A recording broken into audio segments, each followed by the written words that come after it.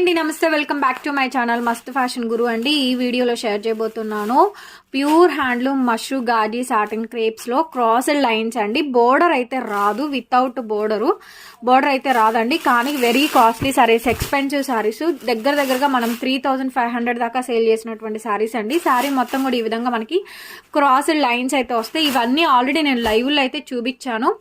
ఈ కలర్ వచ్చేటప్పటికి మంచి మిర్చి రెడ్ కలర్ కాంబినేషన్ తో అయితే వస్తుందండి. కలర్ వేరియేషన్ చూడండి, ఇదేమో మెరూన్ కలరు, ఇదేమో రెడ్ కలర్ కాంబినేషన్ వస్తుంది.